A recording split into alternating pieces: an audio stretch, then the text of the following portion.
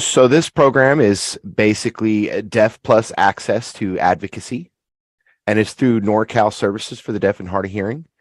And we provide services through the Department of Disabilities Services, DDS, and we've been with them for quite some time now. And if we can go ahead and move on to the next slide. I also want to introduce myself. My name is Diane Olafson.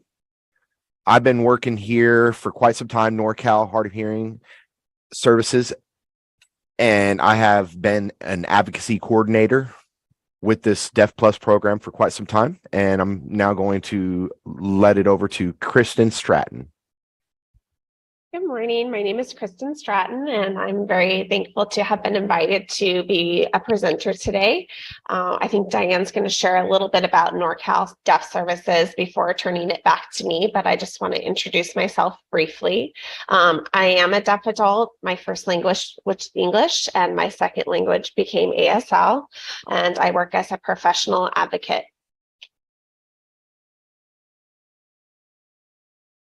That's wonderful. That's wonderful. Thank you. All right, next slide.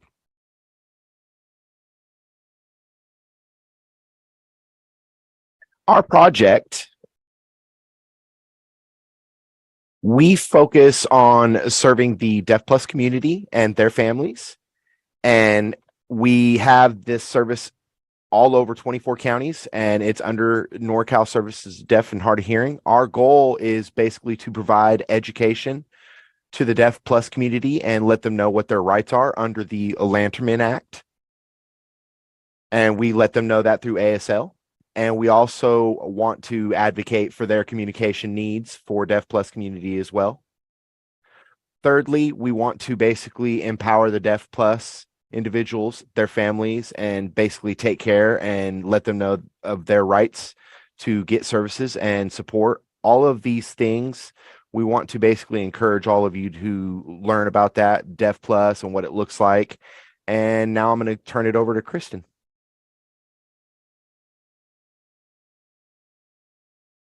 Thank you. Thank you. So we are going to be going over first the definition of Deaf Plus. Now, there are some variations in the deaf community about how to describe a deaf individual with multiple disabilities. So we'll definitely get into that. We're going to be discussing the Lanterman Act, which is the piece of legislation that is responsible for providing a lot of services to persons with developmental disabilities in the state of California. Various equipment and devices that can be made available and services that can be made available on behalf of deaf, disabled children and adults. And then what rights are protected under that law. And then I'll go into what services and supports can be developed with you and your caseworker from Regional Center as a client. How you eventually work to become your own advocate, or if you are the parent or caregiver, how you will help advocate for the rights of your deaf, disabled child or the person you're in charge of taking care of.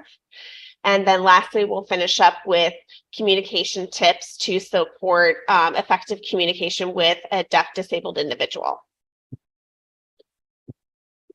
And we can go to the next slide. So you'll hear a number of terms used to describe an individual who's deaf, who has additional disabilities.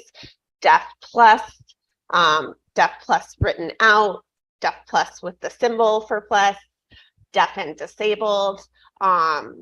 This basically is a way to describe anybody who is identified as having deafness or being hard of hearing or deafblind, who also has the identification of having an intellectual or developmental disability. And we'll explain a little bit more about what that means. I know what that means. It's important to also remember that individual identification is very person specific. So an individual might prefer to be referred to as deaf autistic. If they have cerebral palsy, they might prefer to be deaf CP. It really just is a very person specific way to identify, but we in this presentation are going to use Deaf Plus to be inclusive. Okay, go ahead. So we're going to dive into the Lanterman Act. We can go ahead into the next slide. So the Lanterman Act is unique to our state of California. There really isn't a comparable piece of legislation in any of the other states that provides services through regional centers in the way that California does. This law was established in 1977, and the purpose was to provide services and supports for all people with developmental disabilities. And underneath the umbrella of that law, that identified what supports and services those individuals would be eligible to receive, how those services and supports are going to be documented. So we'll talk about that. That's the individual program plan. That's the documentation that we use to explain how we're going to support this individual with the developmental disability.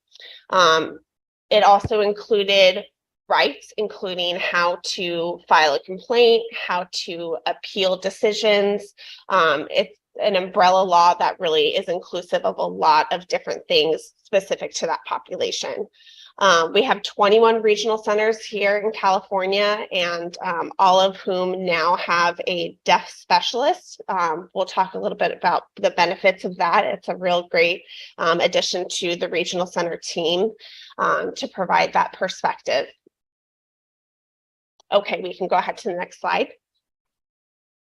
So regional centers.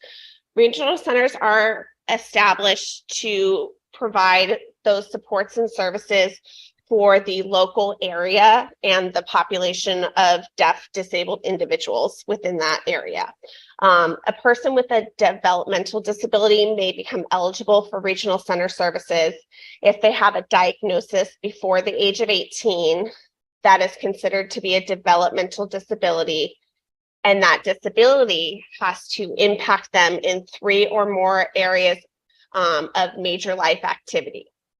And we're going to get into eligibility and really expand on what those major life activities look like. But that's just kind of a generic explanation of how a person were to become eligible for services under the Lanterman Act. When you become a client, you get assigned a service coordinator, or rather they get assigned to you, and they will assist you with developing that IPP plan, which is the individual program plan. And they're tasked with making sure that that individual with a developmental disability has the opportunity to receive all the services they need to remain safely at home, participate in their community, and really have a fulfilling and successful life and be as independent as possible. The IFSP is specific to the 0 to 3 years old population. We won't really get too much into that because that is actually governed by the Individuals with Disabilities Education Act, and that's early childhood intervention. However, the NorCal Deaf Services, if anyone has a question specific to early intervention, they are a great resource for accessing more information about that specific population of people. Okay, go ahead.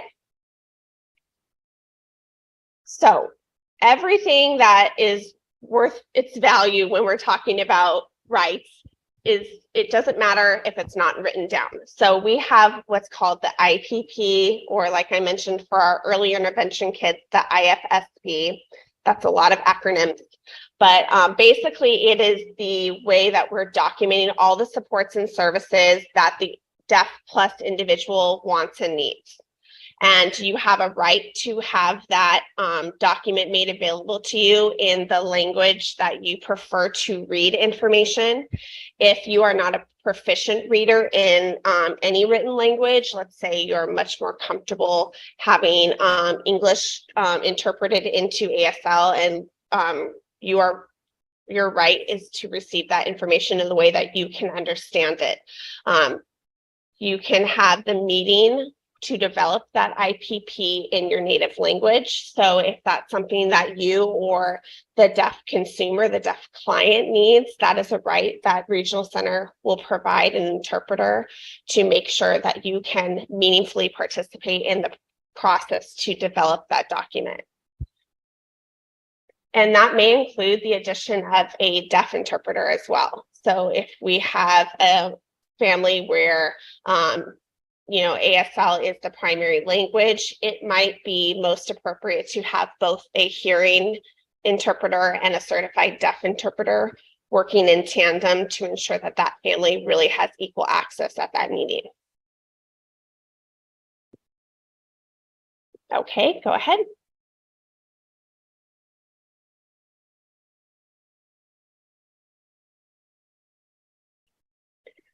So there are 21 regional centers in California. I will not name them all, but we have a very large state, and therefore we have to have a very robust regional center program. And so we have a very large population of persons with developmental disabilities that are being serviced through Lanterman Act through the various regional centers.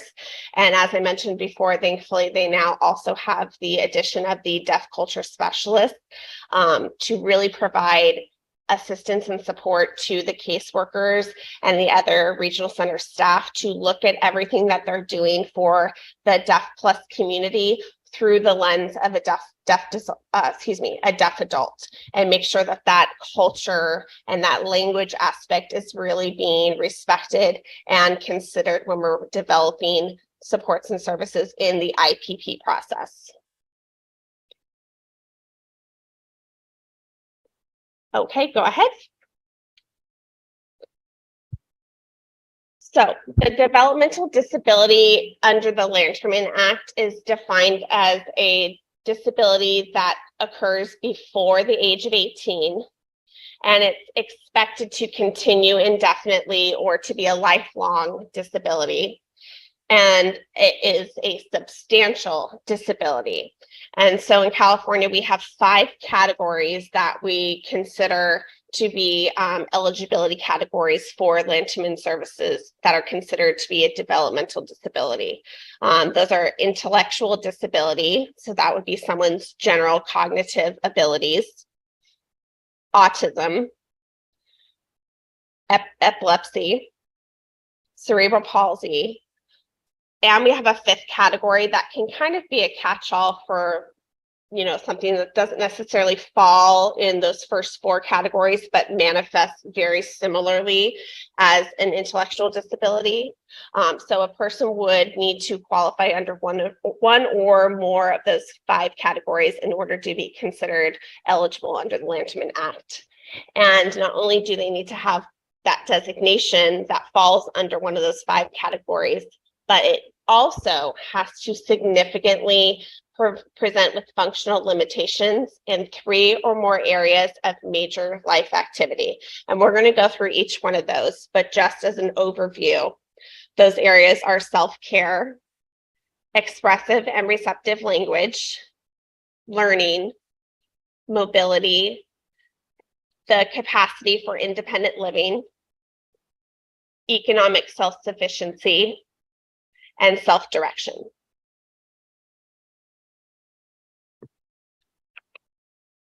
Okay, next slide.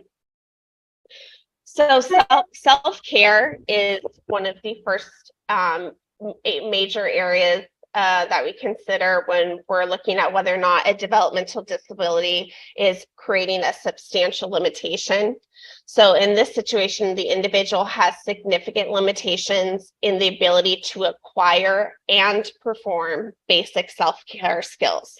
And that includes things like personal hygiene, grooming, and feeding. So it's important to remember that this is not only just the acquisition of the skill, but also the performance. It's a substantial limitation in both those things. And that is generally measured in the manner that's appropriate that we would expect for a non-disabled person of that same chronological age to be performing those tasks. So what level of independence do we expect in those self-care tasks for that person of that age who is not disabled? And then what kind of substantial limitations are presenting in the person with the developmental disability? Okay, next slide. So language is, I apologize for the very busy slide, but it is such a significant area that we look at. Receptive and expressive language are impacted for eligibility under this category. So that means that the person has significant limitations in both the comprehension or the receptive and expression or expressive verbal or nonverbal communication. And that impairs their functional communication in the community, with family, in the school setting. So really globally, they're having difficulty in having receptive and expressive communication. So receptive language generally refers to significant significant difficulty understanding a simple conversation. That person might need things to be rephrased or simplified in order to ensure that they're understanding what's being said or communicated. They might have a hard time following directions, especially multiple step directions. They might have difficulty understanding nonverbal communication. So body language and things that we would expect that a person who does not have a developmental disability to be able to navigate with relatively little support. And then as far as expressive language, we're looking at whether or not that person has a real difficulty in communicating their own thoughts, their ideas, their wants, their needs. That's all impacted by their disability. Now that's separate and different from cognition, and we'll get to that a little later. So difficulty with language doesn't necessarily mean that they have difficulty with their cognition, but it is an area of daily life that will be significantly impacting their ability to function. And then that's why we look at language specifically. We're considering eligibility.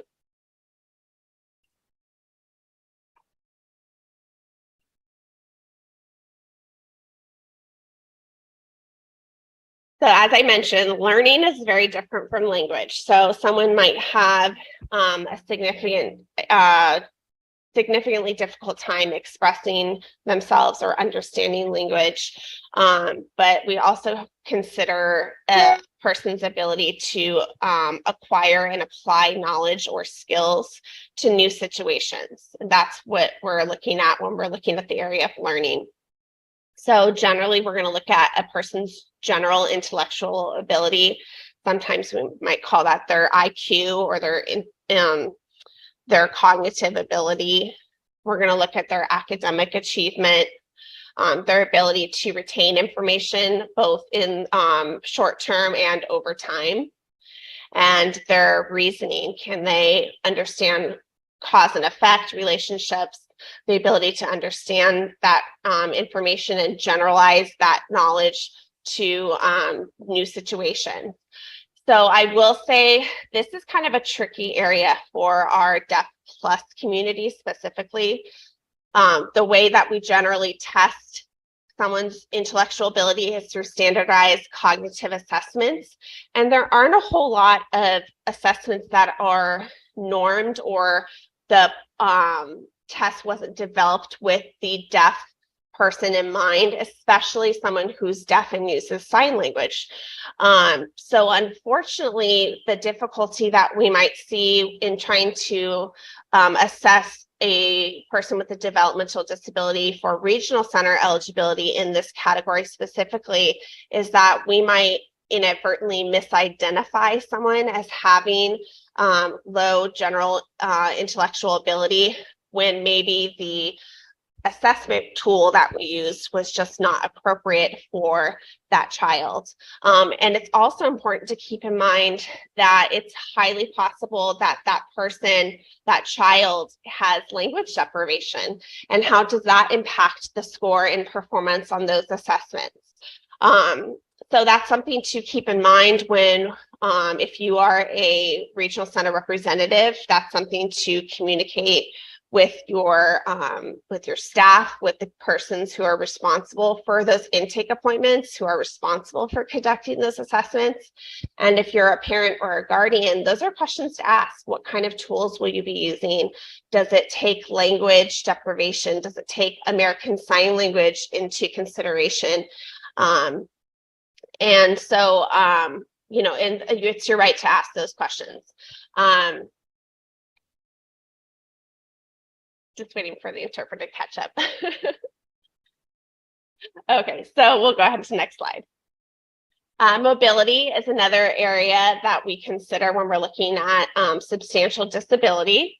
This would refer to someone who has significant limitations with independent ambulation, so independent movement, independent walking. This does not refer to a person's ability to use public transportation or to operate a motor vehicle by themselves. This is purely whether or not they can autonomously move by themselves, and what kind of specialized adaptive equipment they might require, what kind of home modifications might be required. Those are all things that we consider. But specific to mobility, we're going to look at, you know, do they have a gait abnormality, meaning how do they walk if they are able to walk? Does that coordination or that gait difference significantly inhibit their ability to move freely the way they wish to move? And do they fatigue from the amount of effort that it takes for them to navigate around their environment?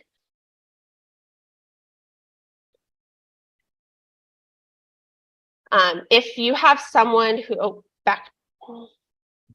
if you have a client or if you are a parent with a person who is impacted in their mobility by their developmental disability, there are a few other programs in California that you would want to consider looking into, one of which is CCS, or California Children's Services. They're generally one of the they're a Medi-Cal funded program that provides medical interventions and adaptive equipment to persons with mobility disabilities, usually cerebral palsy or the like. But that's just something else to look into and to be knowledgeable of, to make sure you're referring your families to those programs that can help provide them with things that they need to make their home safe, but also to provide direct services to their child or to the client.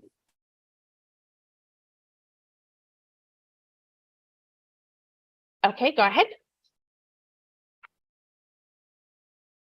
So self-direction is probably one of the more significant areas that we look at, because it is the person's ability to make and apply personal and social judgment and decisions. Persons with developmental disabilities who have a substantial disability in this specific area are likely also going to be eligible for other Medi-Cal funded programs in the state. So I'll touch on that a bit, but for the purposes of regional center services, they're going to look at their emotional development, whether or not that person has significant difficulty with fear, anxiety, when they get frustrated. Do they have a real low frustration tolerance? Does that result in maladaptive behaviors, such as being self-injurious or being aggressive towards others?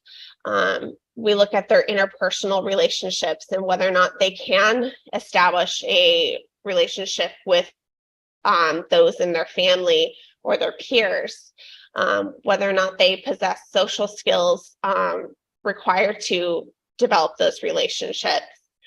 And then their personal judgment, whether or not they can make decisions about their daily needs, their schedule. Can they take medications as prescribed? Do they have safety awareness? Those are all things that we look at with self-direction. I would say if you are looking at this area as one of the categories to consider whether someone is eligible for regional center services, it's really important to be very honest. It's really important to not shy away from the more difficult things that that child, that client is exhibiting, because that's one, how we determine eligibility, and two, how we ensure that that child gets appropriate services and gets their needs met. Sometimes it's hard to talk about what's hard. So I would say, and I would strongly encourage people, what I usually advise clients when they're talking about self-direction is to say, you know, what is that child's need on their worst day? Because that's their true need. It's very easy to talk about, oh, well, it's not so bad. When Johnny's having a good day, Johnny can do X, Y, Z. But when Johnny's having a real rough day, what does that look like? And that's what you need to communicate in all of these areas, but self-direction specifically to the person in charge of doing those assessments and intake for regional center services.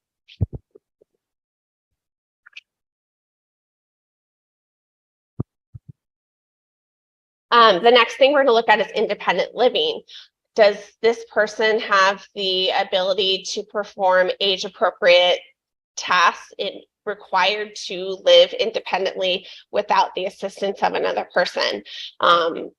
Someone who has a substantial disability in this area would have difficulty performing age-appropriate tasks. So again, we're looking at what we would expect someone with the same chronological age who does not have that developmental disability. What expectations do we have of that person, their skill level, and then what are we seeing in the person with the developmental disability comparatively? And we're going to look at the two and see where the discrepancy is. That's how we're determining when that person has a substantial disability in that area. That can include things like, can they do their grocery shopping? Can they do meal planning and, you know, prepare their meals for that week and stretch out their groceries for an entire week? Can they do their laundry? Can they take care of, you know, if the toilet needs plunging, will they know how to take care of that without the assistance of somebody else? And you know, do they have the safety awareness? Again, can they make safe judgments in the home without one-on-one or adult supervision or direct supervision, and maintain their own safety within the home environment? And then do they have the skills necessary to ensure that they're taking care of their own self-care? Again, can they take care of their medication? Will they take it as prescribed, or will they take it based on how it's described in the bottle to be used? And then money management. So those are all skills that are important to everybody, and those are things that we can, you know, teach and support through regional center services. But if it's presumptive that without intervention that person's going to struggle in that area, then that's one of the things we're going to look at when we're determining eligibility.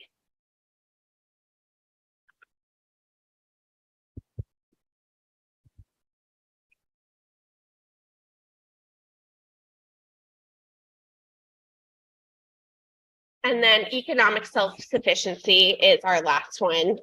That's going to just be whether or not we believe that that person would benefit from vocational training or otherwise some sort of support, but that would be minimal support in order to ensure that they could get and maintain employment. If that's something that they require a lot of support, or they need a job assistance program or workability program, chances are that that's not something that they would be successful at doing without significant support. And so that would be the last area of substantial disability that we would consider for regional center eligibility.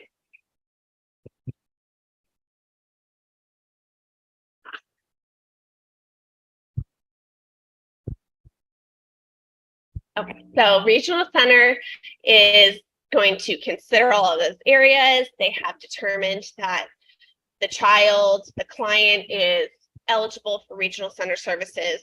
Great. Now what? what are they going to do to help this person? So regional center in our state provides, usually is tasked with providing early intervention services for infants considered to be at risk and their families. So that's that early intervention from the age of 0 till the age of 3. So once a person is 3 and up, that's when they become eligible for Lanterman services, and that's when we look at that criteria that we just discussed. So that's that assessment and diagnosis process. So let's just say a child does not have an autism diagnosis, but is highly suspected to have one. In that process of determining whether that 3-year-old is going to be eligible for Lanterman services, they may receive that diagnosis through the regional center assessment process. So when you're a client for regional center, you're determined that you're eligible under Lanterman Act. You're generally a client for life because one of the criteria is that it's presumed that that disability is going to be permanent. So that qualifies you for lifelong individualized planning and service coordination, which can include the funding of necessary services through that individual program plan or the IPP. And part of that is helping the family, supporting that client, that disabled DeafPlus child, in finding and using community resources. They can provide advocacy services. They can provide supports to the family, such as respite care. That's a huge benefit to being a regional center client, is getting family supports as well. As of July of 2021, regional centers are now again authorized to assist with funding for social and recreational opportunities. They can also assist with the planning, placement, and monitoring if someone requires living outside of the home. And they can also help with training opportunities for those deaf, disabled clients and their families. And then lastly, one of the benefits to being a regional center client is getting a waiver for Medi-Cal services. So that means that if a family does not qualify, or that child does not qualify for Medi-Cal insurance, usually because financially the family does not qualify, they would get a waiver so that they could obtain Medi-Cal funded services such as IHSS, which is in-home supportive services, for example. That's just one of several Medi-Cal funded programs that the DeafPlus child will become eligible for by way of getting a waiver and obtaining Medi-Cal coverage.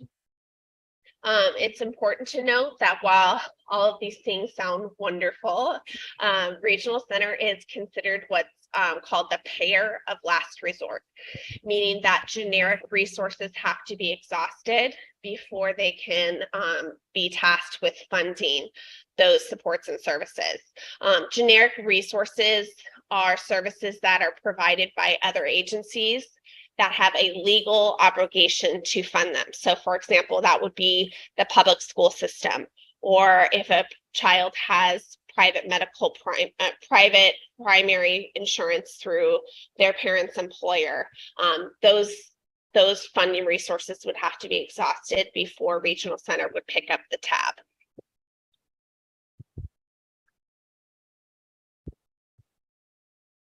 So as far as your rights go, you have procedural rights that are afforded to you under the Lanterman Act that the regional centers must follow. And that includes giving you written notice of any action that they intend to take, or action that they are denying.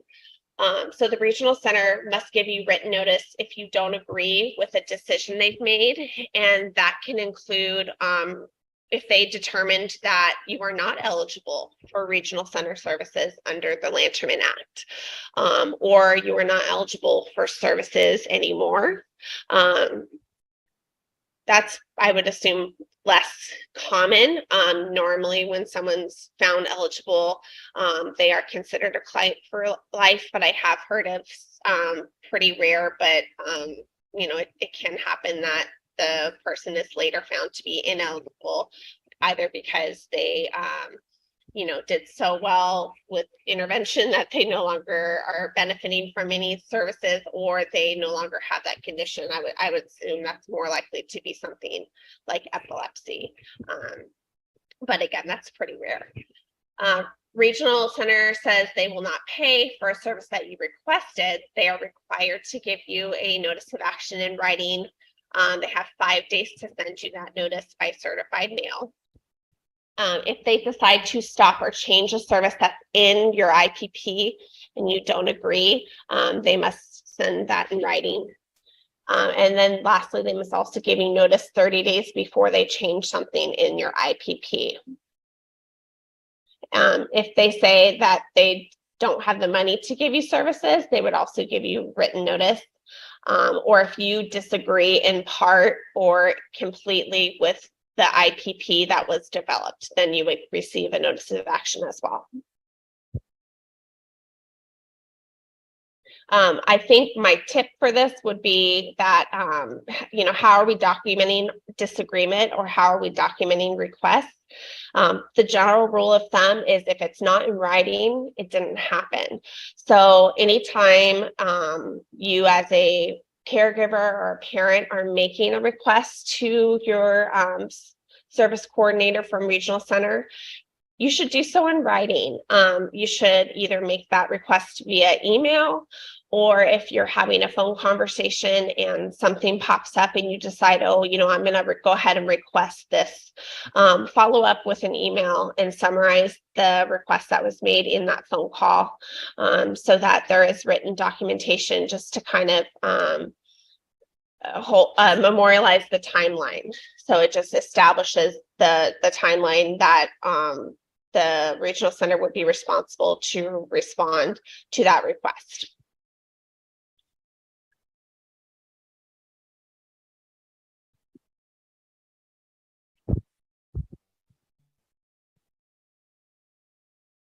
Okay, great. So as with most agencies, if there is a disagreement, there is a complaint process, and under the Lanterman Act, we have a complaint process, and then we also have a fair hearing process. So if you do not feel as though your service coordinator is responsive, they're not meeting those timelines to respond to your requests, you're just really struggling to advocate for services for your deaf disabled child, then you would have the right to file a complaint or speak to their supervisor, but you can also file a complaint through the Department of Developmental Services and hopefully get that remedied. The other thing that you might need to do is request a fair hearing. So let's say that Regional Center has denied a request for a specific service and sent you written notice, but you don't have to receive written notice in order to request fair hearing. Let's just say that you did receive written notice that a request for a service that you believe the child requires was denied. You can fill out the fair hearing request form, and then usually that will trigger for the Office of Administrative Hearings to schedule a hearing with a judge. So you will have a representative from Regional Center at that meeting, usually a supervisor, and then the service coordinator that manages your child's IPP would also be present at that meeting. And that's just an effort to try to come to an agreement on how you guys can move forward. You may not be able to come to an agreement, but that's what that process is intended to try to do.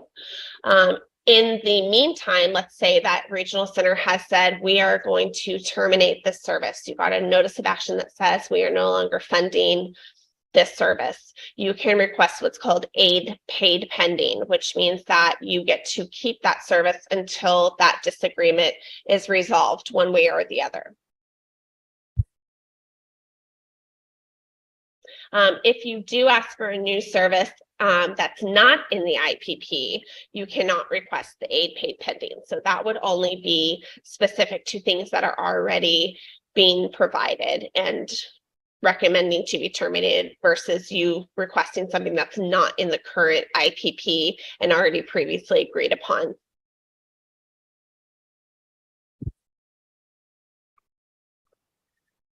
Okay, so for this portion of the presentation, I'll take any questions that anyone may have before we move on into the communication rights.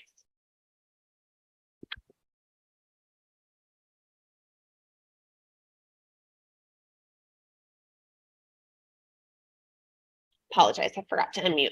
If there's no more questions specific to that portion, I will go ahead and ask that the video that we're going to share from NorCal Deaf Services be presented. And then following that, we're going to be discussing the communication rights of DeafPlus individuals.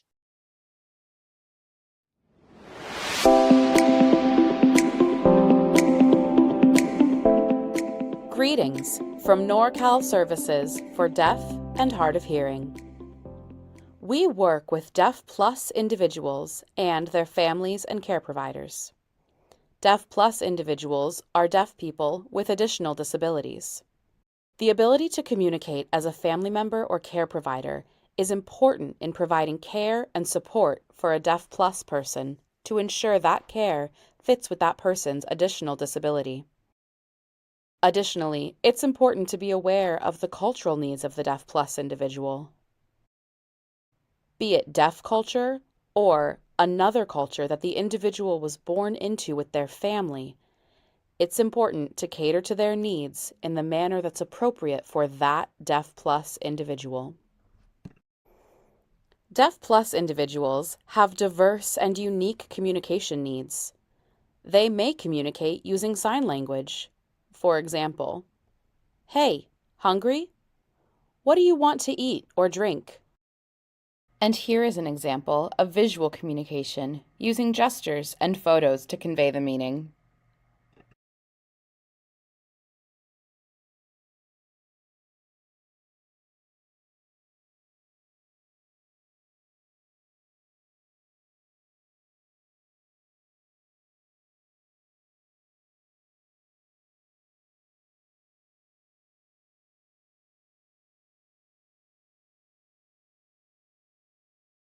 Some people use communication tools, such as accessible apps on smartphones and tablets.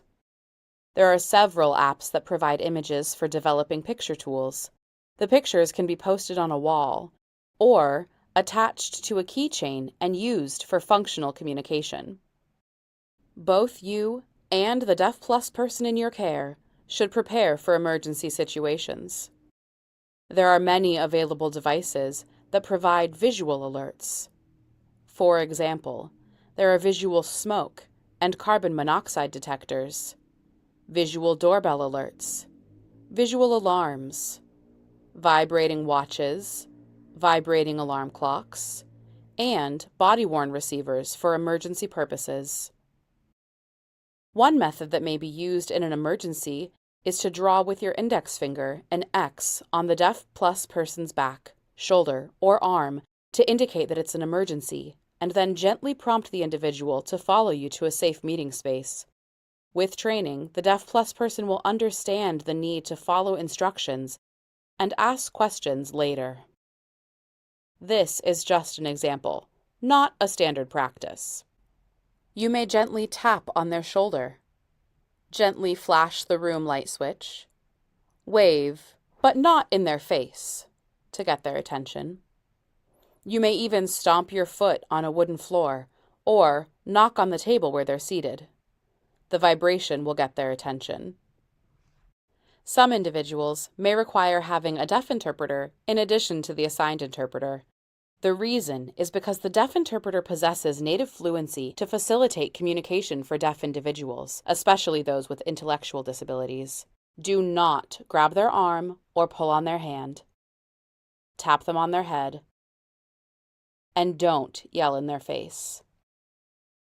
Do not grab an object from their hands, at least not without asking for consent first. DeafPlus people have the right to choose what communication they prefer with respect to their care, their education, and their work. you should be familiar with the preferred communication of the DeafPlus person in your care, so you can be sure that they have the communication support and accommodations that meet their communication needs. Medical offices are required under the law of the Americans with Disabilities Act to provide accommodations, which can be ASL interpreters for DeafPlus patients who use sign language, or visual communication for their appointments. However, many medical professionals are not aware of this law. Some may require having a deaf interpreter in addition to an ASL interpreter. The deaf interpreter possesses native fluency to facilitate communication for DeafPlus individuals who are not fluent signers. Interpreters with DBI certification may be required for DeafPlus and deafblind individuals.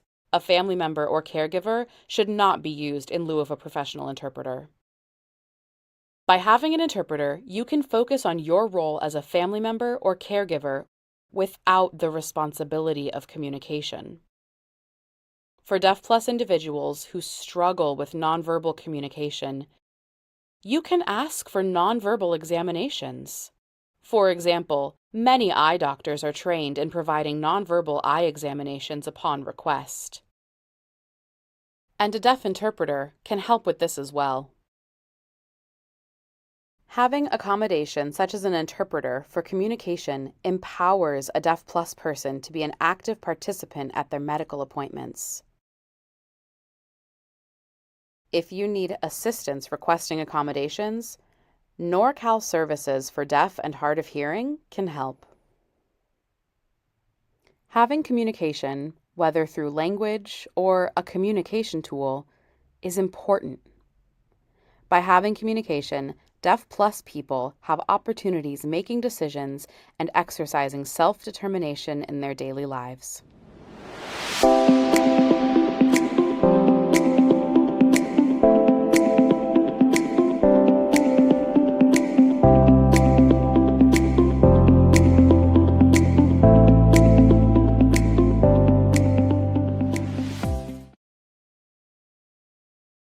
I love that video. It's really, really reinforces that concept of nothing about us without us. I really appreciate that NorCal Deaf Services made that video available. So we'll go ahead and start with the second half of our presentation. I know that we have about 30 minutes left, so I'll try to be as efficient with our time as possible. We can go ahead to the next slide, please. So as both person with hearing loss myself and the parent of a DeafPlus child, communication has always been our highest priority, but also something that we've really had to strongly advocate for on behalf of our child. And this is very common within the deaf community. How do we appropriately support communication for the DeafPlus individual? And one of the best ways to do that is to identify what works and does not work for that specific individual. The communication needs are going to be very specific to what they prefer and what is the most effective way to express themselves might not be the most effective way that they need to receive information. So some of the ways that we can ensure communication is through American Sign Language. That deaf disabled person might prefer or use gestures or ASL approximations when expressing themselves. They might be like me and use some spoken language. They might use picture communication or use tactile or protactile sign language. They might also benefit from the use of assistive technology to communicate, whether that's through something like an AAC device or an app on their smartphone. There's a lot of different ways that we can accommodate things now through technology. It's really important to remember that expressive language does not have to match the express receptive language. So a deaf disabled individual might need ASL interpreting services to receive that language information, but they may prefer to express themselves using an AAC device or assistive technology device. Those things do not have to match. It's whatever works for that individual the most effectively that we want to try to support and really accommodate. So as the parents, as the caregivers, we want to ensure that we are developing our ASL skills so that we're not playing catch up. We want to be as proficient or more so in the language needs of the child, of the client, of the deaf adult, so that we are not contributing to language deprivation. DeafPlus people have the right to ASL interpreters. That might just be a hearing interpreter. It might be a team of a hearing and deaf interpreter, or it might just be the deaf interpreter. It really depends on the situation. I know from my own experience in interacting with my son who is deaf cerebral palsy, some of his signs are more easily understood by a certified deaf interpreter than someone who is not native signer. So we really want to make sure that whoever is working as an interpreter is qualified to do so and meets that qualification requirement under the Americans with Disabilities Act. We want to ensure that that deaf plus individual is receiving effective communication. It's really important to take ASL classes, work with a deaf mentor. Don't be afraid to go to deaf events and socialize with the deaf community. For the most part, the deaf community is extremely welcoming. Just show up. It might feel scary at first, but you will be so glad that you did, because you're the deaf child or the deaf adult with whom you're responsible for supporting, and if you're caregiving for them, they will really benefit from being able to communicate effectively with you.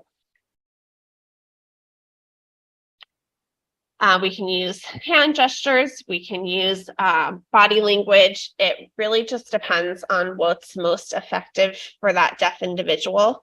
For some DeafPlus individuals, having more simplified language might be much easier for them to express or understand a concept or to answer questions.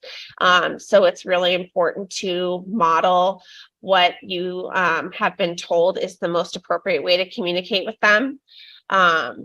You can use thumbs up, thumbs down. You can point at the object. You can model or demonstrate what you are asking them about so that they're understanding that you expect a response or are seeking a response from them. You can use visual tools, but it's really important to remember that processing time is needed for some DeafPlus adults, not just to visually process information, but also to motor plan. So for example, if someone has a difficult time with their mobility, they might be fully understanding what it is that you're trying to communicate about with them, but they might need time for their brain to respond and communicate with their body to respond to what it is you're asking. So allowing time for both cognitive processing and also motor planning is super important.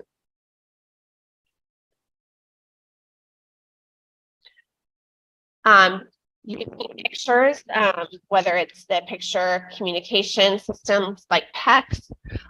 A lot of the apps now on either Apple or Android are very helpful. I know that my son likes using buzz cards to order his food at drive-throughs, and when he needs to order something at the restaurant, he likes to use buzz cards. We can use keychains or photo albums, things that have real picture representations and not necessarily cartoon or drawing representations of what we're trying to ask or communicate. and social stories. Social stories are used preferably with real pictures to prepare or explain to the DeafPlus individual what might happen at a medical appointment, what it might be like to go to the airport and go through security for the first time. Things where, you know, it's going to be a very novel experience, maybe a very overwhelming experience. Providing that information in advance can really help that person understand what to expect and give them an opportunity to ask questions and communicate effectively. And we want to make sure that we're doing all of these things because our goal is to facilitate independence to the extent possible. As much as that person wants and desires to be independent, it is our goal and our responsibility to support them appropriately. And we have to do that through communication. Communication is so important and necessary to living independently. Protactile or tactile tools or protactile ASL are other ways that we can support the DeafPlus community, particularly those who are deafblind or who have low vision. It's really important, as was said in the video, to not just grab a person's hands. We want to be very respectful of that individual's personal space and their autonomy. It might be more appropriate to use your hand under their elbow or to, you know, tap them and ensure that you're not just intruding on their personal space unless you're very familiar with what their needs are. We can use tactile boards to describe and explain objects and experiences. We can ask for supports and services with a deafblind intervener or a guide. And for parents or caregivers of deafblind individuals or low vision individuals, it's really important to narrate what you see and what you observe throughout the environment, just like we want an ASL interpreter or a certified deaf interpreter to describe what's going on incidentally in the environment, so that the deaf disabled individual gets an opportunity to have exposure to all that language. The same would be true for someone with low vision or who's deafblind. We want to ensure that we're offering them all of that input and all of that opportunity to get that environmental information.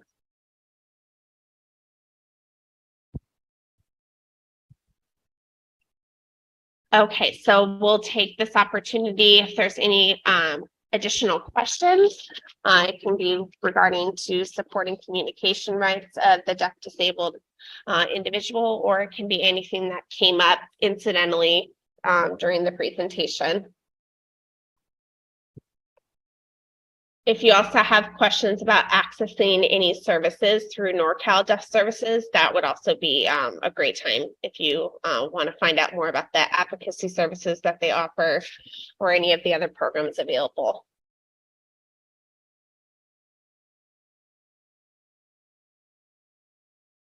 Okay, I don't see any hands up. That's okay. I know that that was probably a lot of information, a lot of which maybe you already knew if you're from a regional center, but hopefully it reinforced the importance of looking at all that information through the lens of how it applies to DeafPlus, and you're able to really access and take advantage of the resource you have in your deaf specialists at your regional center, because they are a rich resource for your deaf clients, your deaf consumers.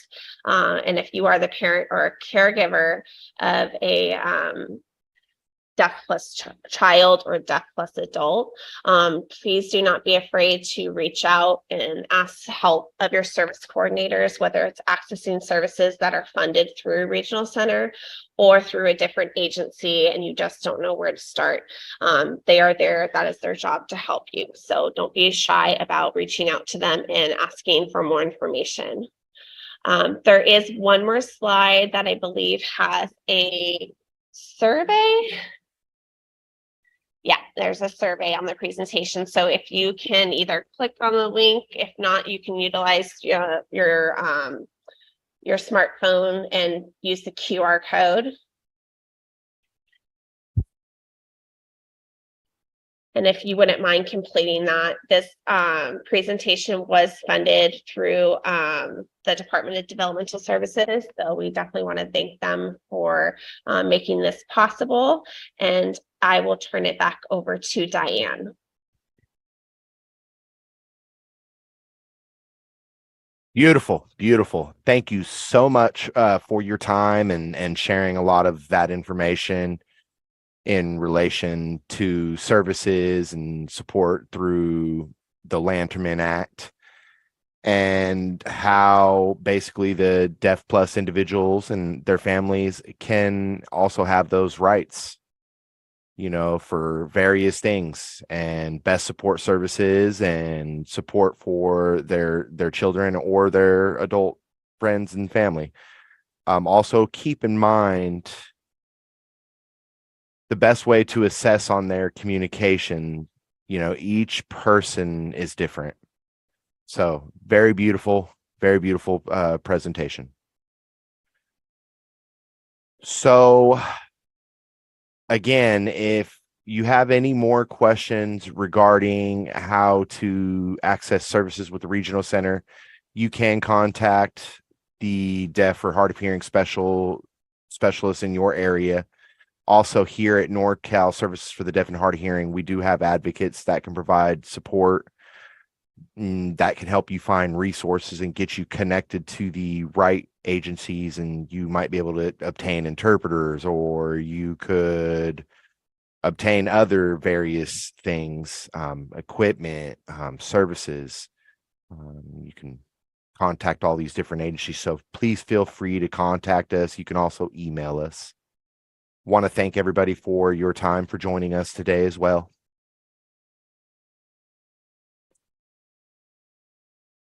It seems that's going to be it. Thank you, Kristen, for doing the presentation again.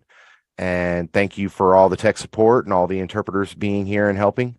And it is appreciated. Thank you, everyone, and have a wonderful day.